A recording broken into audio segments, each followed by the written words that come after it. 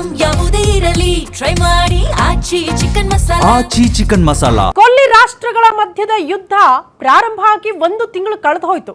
1 ತಿಂಗಳು ಆದ ಮೇಲೆ ಮೊನ್ನೆ ತನಕ ಒಂದು ಆಶಾಭಾವನೆ ಇತ್ತು, ಕದನ ವಿರಾಮ ಘೋಷಣೆ ಆಯ್ತಪ್ಪ, ಶಾಂತಿ ಒಪ್ಪಂದಗಳಾಗಿ ಹೋಯ್ತು. ಮೋಸ್ಟ್ಲಿ ಇದೆಲ್ಲವೂ ಕೂಡ ಸಹಜ ಸ್ಥಿತಿಗೆ ಬಂದ್ರೆ ಇಡೀ ವಿಶ್ವದಲ್ಲಿ ಇರುವಂತಹ ಸಮಸ್ಯೆಗಳು ಸ್ವಲ್ಪ ಮಟ್ಟಿಗೆ ಕಡಿಮೆ ಆಗಬಹುದು, ಇನ್ಫ್ಯಾಕ್ಟ್ ನಮ್ಮ ಭಾರತ ಸೇರಿದಂತೆ. ಕಾರಣ ಆಲ್ರೆಡಿ ನಮ್ಮ ಭಾರತದಲ್ಲಿ ಕೊಲ್ಲಿ ರಾಷ್ಟ್ರಗಳ ಮಧ್ಯದ ಯುದ್ಧಕ್ಕೆ ಸಂಬಂಧಪಟ್ಟಂತೆ ಯಾವ ರೀತಿ ಪರಿಣಾಮ ಬೀರಿದೆ ಅಂದ್ರೆ, ಗ್ಯಾಸ್ ಸಿಗ್ತಾ ಇಲ್ಲ, ಮುಂದಿನ ದಿನಗಳಲ್ಲಿ ಪೆಟ್ರೋಲ್ ಡೀಸೆಲ್ ಸಿಗುತ್ತಾ ಅನ್ನುವಂತಹ ಆತಂಕ ಇದೆ. ಇಷ್ಟೆಲ್ಲ ಸಮಸ್ಯೆಗಳನ್ನ ಅನುಭವಿಸ್ತಾ ಇದ್ದ ಹೊತ್ತಲ್ಲೇ ಕದನ ವಿರಾಮ ಅನ್ನೋದು ಸ್ವಲ್ಪ ಮಟ್ಟಿಗೆ ನಮಗೆ ನಿರಾಳತೆ ತಂದಿತ್ತು. ಆದರೆ ಅಗೇನ್ ಮತ್ತೆ ಯುದ್ಧಕ್ಕೆ ನಾಂದಿ ಹಾಡ್ತಾ ಇದೆ ಕೊಲ್ಲಿ ರಾಷ್ಟ್ರಗಳ ಮಧ್ಯದ ಈ ಬೆಳವಣಿಗೆಗಳು. ಕಾರಣ ಇಷ್ಟೇ, ಹರ್ಮುಜ್ ಜಲಸಂಧಿಗೆ ಸಂಬಂಧಪಟ್ಟಂತೆ ಇಟ್ಟಿರುವಂತಹ ಒಪ್ಪಂದವನ್ನ ಇರಾನ್ ಒಪ್ಪಿಕೊಳ್ತಾ ಇಲ್ಲ ಅನ್ನೋ ಕಾರಣಕ್ಕೆ ಅಗೇನ್ ಅಮೆರಿಕ ಅಧ್ಯಕ್ಷ ಡೊನಾಲ್ಡ್ ಟ್ರಂಪ್ ಅವರು ತಮ್ಮ ಬುದ್ಧಿಯನ್ನ ಪ್ರದರ್ಶನ ಮಾಡ್ತಿದ್ದಾರೆ. ಹರ್ಮುಜ್ ಜಲಸಂಧಿಯನ್ನ ವಶಕ್ಕೆ ಪಡೆದುಕೊಳ್ತೀವಿ, ಯುದ್ಧ ನಾವು ನಿಲ್ಲಿಸುವ ಮಾತೇ ಇಲ್ಲ ಅಂತ ಅಗೇನ್ ಎಚ್ಚರಿಕೆ ಕೊಟ್ಟಿದ್ದಾರೆ. ಈಗ ಅಲ್ಲಿರುವಂತಹ ಎಚ್ಚರಿಕೆ, ಅಲ್ಲಾಗ್ತಾ ಇರುವಂತಹ ಬೆಳವಣಿಗೆ, ಅಗೇನ್ ಹರ್ಮುಜ್ ಜಲಸಂಧಿ ಬಂದಾಗ್ಬಿಟ್ರೆ ಹೇಗಪ್ಪ ಪರಿಸ್ಥಿತಿ ಅನ್ನುವಂತಹ ಆತಂಕ ಇಡೀ ವಿಶ್ವದಾದ್ಯಂತ ತಲೆದೂರಿದೆ. ಪ್ರಮುಖವಾಗಿ ನಮ್ಮ ಭಾರತ, ನಮ್ಮ ರಾಜ್ಯದಲ್ಲಿ ಆಟೋ ಚಾಲಕರಿಗೆ ಗ್ಯಾಸ್ ಸಿಗ್ತಾ ಇಲ್ಲ, ಹೋಟೆಲ್ ಮಾಲೀಕರಿಗೆ ಗ್ಯಾಸ್ ಸಿಗ್ತಾ ಇಲ್ಲ ಅನ್ನೋ ಕಾರಣಕ್ಕೆ ಪರದಾಟ ಆಗ್ತಾ ಇದೆ. ಬಹುತೇಕ ಉದ್ಯಮಿದಾರರು ಕಣ್ಣೀರು ಹಾಕುವಂತಹ ಪರಿಸ್ಥಿತಿ ಇದೆ, ಕಾರಣ ಜೀವನ ನಡೆಸೋಕ್ಕಾಗ್ತಾ ಇಲ್ಲ ಅಂತ. ಇದರಲ್ಲಿ ರಾಜ್ಯ ಸರ್ಕಾರ, ಕೇಂದ್ರ ಸರ್ಕಾರದ ಪಾತ್ರ ಏನು, ನಮ್ಮ ಹತ್ರ ಇರುವಂತಹ ಸ್ಟಾಕ್ ಏನು, ಭಾರತಕ್ಕೆ ಯಾವ ರೀತಿ ಹೊಡೆತ ಕೊಡಬಹುದು ಆರ್ಥಿಕವಾಗಿ ಅನ್ನೋದ್ರ ಬಗ್ಗೆ ಇವತ್ತು ಸುದೀರ್ಘವಾಗಿ ಚರ್ಚೆ ಮಾಡ್ತಾ ಹೋಗೋಣ. ಇದೆ ಈ ಹೊತ್ತಿನ ವಿಶೇಷ. ಗ್ಯಾಸ್ ಸಿಗಲ್ವಾ, ಯುದ್ಧ ನಿಲ್ಲಲ್ವಾ?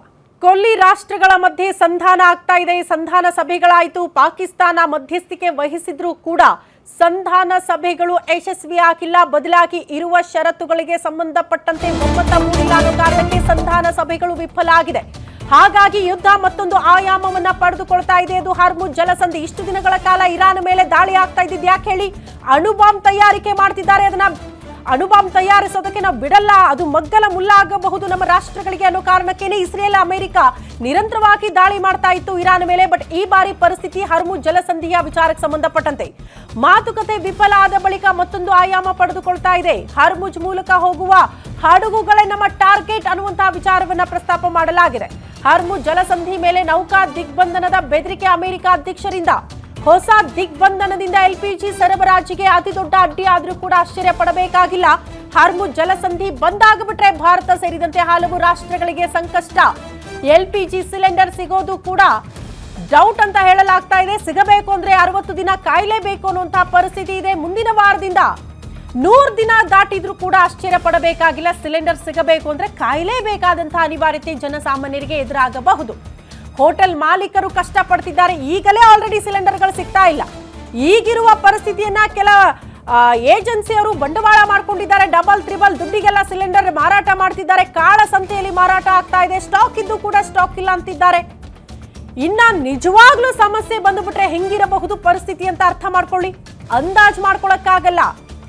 ಚೈನ್ ಲಿಂಕ್ ಇದ್ದಂಗೆ ಒಂದ್ ಕಡೆ ನೀವು ಹೋಟೆಲ್ ಮಾಲೀಕರು ಕಷ್ಟಪಟ್ರೆ ಅದು ಅಗೇನ್ ಜನಸಾಮಾನ್ಯರಿಗೆ ಸಮಸ್ಯೆ ಆಗುತ್ತೆ. ಕೆಲ ವಸ್ತುಗಳ ಬೆಲೆ ಏರಿಕೆ ಆಗುತ್ತೆ, ಅಗೇನ್ ಜನಸಾಮಾನ್ಯರು ಪರದಾಡಬೇಕಾಗುತ್ತೆ. ಆಟೋ ಚಾಲಕರು ಆಲ್ರೆಡಿ ಪರದಾಡ್ತಿದ್ದಾರೆ, ಜೀವನ ನಡೆಸೋದಕ್ಕೆ ಸಾಧ್ಯ ಆಗ್ತಾ ಇಲ್ಲ ಅಂತ ಸಾಲ ಸೋಲ ಮಾಡಿ ಪಾಪ ಲೋನ್ ಎಲ್ಲ ಕಟ್ಟಬೇಕು ಅಂತ ಒದ್ದಾಡ್ತಿರ್ತಾರೆ. ಈಗ ಆಟೋ ಓಡಿಸಕ್ ಆಗ್ತಾ ಇಲ್ಲ, ಅವರ ಪರಿಸ್ಥಿತಿ ಏನು? ಇದರಲ್ಲಿ ಕೇಂದ್ರದ ಪಾತ್ರ ಏನು, ರಾಜ್ಯಗಳ ಪಾತ್ರ ಏನು? ಇದೆಲ್ಲವೂ ಕೂಡ ಪ್ರಶ್ನೆ ಇದೆ. ಆಗೇನ್ ಯುದ್ಧ ಪ್ರಾರಂಭ ಆದ್ರೆ ಹೇಗಪ್ಪ ನಮ್ಮ ಪರಿಸ್ಥಿತಿ? ಮೊನ್ನೆ ತನಕ ಹೆಂಗಿತ್ತು ಹೇಳಿ ಭಾರತದಲ್ಲಿ? ಅದು ಕೂಡ ನಮ್ಮ ರಾಜ್ಯದಲ್ಲಿ ಅಕ್ಕಪಕ್ಕ ಮನೆಯವರು ಮಾತಾಡ್ತಾ ಇದ್ರು, ಬಿಡ್ರಿ ರೀ ಯುದ್ಧ ಪ್ರಾರಂಭ ಆದ್ರೆ ಇದನ್ನ ಯಾಕೆ ಇಷ್ಟು ದೊಡ್ಡ ಸುದ್ದಿ ಮಾಡ್ತಿದ್ದೀರಿ, ನಮಗೂ ಅವ್ರಿಗೂ ಏನ್ ಸಂಬಂಧ ಅಂತ. ಏನ್ ಸಂಬಂಧ ಅನ್ನೋದು ಒಬ್ಬ ಚಿಕ್ಕ ಹುಡುಗನಿಂದ ದೊಡ್ಡವರ ತನಕ ಅರ್ಥ ಆಗಿದೆ. ಯಾಕಂದ್ರೆ ಆಲ್ರೆಡಿ ಪರದಾಟಗಳು ಪ್ರಾರಂಭ ಆಗಿರೋದ್ರಿಂದ ಅದರ ಬಿಸಿ ಎಷ್ಟು ಮಟ್ಟಿಗೆ ತಾಕ್ತಾ ಇದೆ ಅನ್ನೋದು ಗೊತ್ತಾಗ್ತಾ ಇರೋದು. ಹಿಂಗೆ ಪರಿಸ್ಥಿತಿ ಹೋದ್ರೆ ಮುಂದೆ ಹೇಗೆ? ಭಾರತದ ಪರಿಸ್ಥಿತಿ ಏನು? ಆ ಕುರಿತು ಇವತ್ತು ಸುದೀರ್ಘವಾಗಿ ಚರ್ಚೆ ಮಾಡೋಣ. ನಮ್ಮ ಜೊತೆಗೆ ಅತಿಥಿಗಳು ಜಾಯಿನ್ ಆಗಿದ್ದಾರೆ, ಅವ್ರನ್ನ ವೆಲ್ಕಮ್ ಮಾಡ್ಕೊಳ್ಳೋಣ. ಪ್ರಮುಖವಾಗಿ ನಿವೃತ್ತ ಸೇನಾಧಿಕಾರಿ ಕರ್ನಲ್ PV ಹರಿ ಸರ್ ಇದ್ದಾರೆ. ಸರ್ ನಮಸ್ತೆ, ಕಾರ್ಯಕ್ರಮಕ್ಕೆ ಆತ್ಮೀಯ ಸ್ವಾಗತ. ಆರ್ಥಿಕ ತಜ್ಞರು ಆದಂತಹ ಸತೀಶ್ ಸರ್ ನಮ್ಮ ಜೊತೆಗಿದ್ದಾರೆ. ಸರ್ ನಮಸ್ತೆ, ಕಾರ್ಯಕ್ರಮಕ್ಕೆ ಆತ್ಮೀಯ ಸ್ವಾಗತ.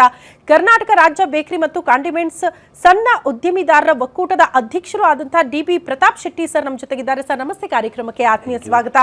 ಮೊದಲೇದಾಗಿ ಕರ್ನಲ್ PV ಹರಿ ಸರ್ ಇಂದ ಪ್ರಾರಂಭ ಮಾಡ್ಬಿಡ್ತೀನಿ. ಸರ್, ಫಸ್ಟ್ ರಿಯಾಕ್ಷನ್, ಕದನ ವಿರಾಮ ಅಂದಾಗ ಸ್ವಲ್ಪ ನಿರಾಳತೆ ಇತ್ತು ಭಾರತ ಸೇರಿದಂತೆ ಅಷ್ಟು ರಾಷ್ಟ್ರಗಳಿಗೆ. ಬಟ್ ಈಗ ಪರಿಸ್ಥಿತಿ ಹಂಗಿಲ್ಲ, ಅಗೇನ್ ಯುದ್ಧ ಪ್ರಾರಂಭ ಆಗೋ ಲಕ್ಷಣಗಳು ಗೋಚರ ಆಗ್ತಾ ಇದೆ. ಏನ್ ಹೇಳ್ತೀರಿ? ಮೊದಲದಾಗಿ ಶ್ರುತಿಯವರೇ, ಇದು ಆಲ್ ಎಕ್ಸ್ಪೆಕ್ಟೆಡ್.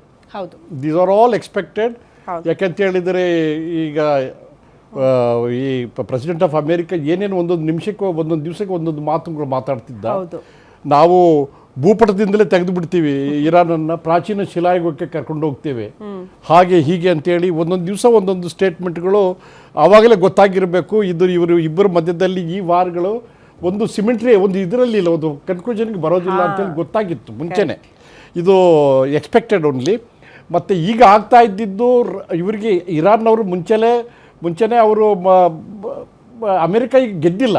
ಅಮೇರಿಕಾ ಈಗ ಅವರ ಮುಲಾಜಿಗೆ ಬಂದಿದೆ ಈಗ ಅಷ್ಟೇ. ಅವ್ರು ಏನು ಹೇಳ್ತಾರೆ, ಅವ್ರ terms and condition they will not change. ಅವನು 15 ಪಾಯಿಂಟ್ ಕೊಟ್ಟ ಅಮೇರಿಕದವನು. 15 ಪಾಯಿಂಟಲ್ಲಿ ಒಂದು 2-3 ಬಿಟ್ಟರೆ ಯಾವುದು ಅವ್ರು ಒಪ್ತಾ ಇಲ್ಲ. ಈಗ ಅವರು ಹಾರ್ಬರ್ ಜಲಸಂಧಿನೂ ಓಪನ್ ಮಾಡೋದಿಲ್ಲ, ಅಲ್ಲಿ ಪೂರ ಮೈನ್ಸ್ ಹಾಕಿಬಿಟ್ಟಿದ್ದಾರೆ.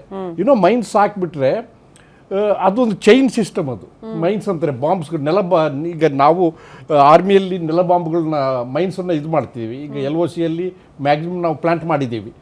ಒಂದು ಇಷ್ಟು KG ನಾವು ಅವರು ಇಬ್ಬರು ಮಾಡಿದ್ದೀವಿ. ಇಷ್ಟು KG ವೆಯ್ಟ್ ಅದ್ರ ಮೇಲೆ ಬಿದ್ದರೆ ಅದು ಎಕ್ಸ್ಪ್ಲೋಡ್ ಆಗುತ್ತೆ. ಇನ್ನೊಂದು 75 kg ಇದ್ದರೆ 75 kg, ಅದಕ್ಕಿಂತ ಕಡಿಮೆ ಇದ್ದರೆ ಬೀಳುತ್ತೆ. ಸೊ ಅದು ಮತ್ತು ವೆಹಿಕಲ್ಗಳು ಮೈನ್ಸ್ ಇದೆ, ಲ್ಯಾಂಡ್ ಮೈನ್ಸ್ಗಳು. ಇದೇ ರೀತಿ ಶಿಪ್ಪುಗಳು ಹೋಗಬಾರ್ದು ಅಂತೇಳಿ ಕರೆಕ್ಟ್. ಈ 33 ಕಿಲೋಮೀಟರ್ ಏರಿಯಾದಲ್ಲಿ ಪೂರ ಬೇರಿಂಗ್ ಕಂಪಾಸ್ ಬೇರಿಂಗ್ ಎಲ್ಲ ತೆಗೆದು ಅದನ್ನು ಅವರು ಲೇಔಟ್ ಮಾಡಿದ್ದಾರೆ. ಅದೇನಾಗಿದೆ ಈಗ ಅದನ್ನು ಹೇಳ್ತಾ ಇದ್ದಾರೆ, ರೆಕಾರ್ಡ್ ಇಲ್ಲ ನಮ್ಮ ಹತ್ರ ಅಂತ.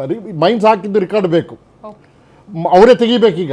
ಬೇರೆ ಇನ್ಯಾರೋ ತೆಗಿಲಿಕ್ಕೆ ಹೋದರೆ ಅದು ತುಂಬ ದೊಡ್ಡ ಅನಾಹುತ ಆಗ್ತದೆ ಅದು. ಸೊ ಇವಾಗ ಇರಾನ್ ಹೇಳಿದ್ದಾರೆ, ನಮಗೆ ಥರ ಇದೇ ಇಲ್ಲ ಅಂತೇಳಿ. ಅವ್ರದ್ದು ಲಾಂಗ್ ಪ್ಲ್ಯಾನ್ ಇದೆ, ಅದನ್ನು ಹಾಗೆ ಬಿಟ್ಟಿರ್ತಾರೆ ಅವರು ಸುಂಕ ಇದು ಮಾಡಲಿಕ್ಕೆ. ಇದು ಅದರಲ್ಲಿ ವರ್ಚುವಲಿ ಅಮೇರಿಕಾ ಇದನ್ನು ಕ್ಯಾಪ್ಚರ್ ಮಾಡೋದು ಬಹಳ ಕಷ್ಟ. ಈ ಒಂದು 50,000 ಜನ ಪರ್ಷಿಯನ್ ಗಲ್ಫಲ್ಲಿ ಮೆರಿನ್ ಕಮಾಂಡೋಸ್ಗಳು ಎಲ್ಲ ರೆಡಿ ಇದ್ದಾರೆ ಅಟ್ಯಾಕ್ ಲಾಂಚ್ ಮಾಡಲಿಕ್ಕೆ.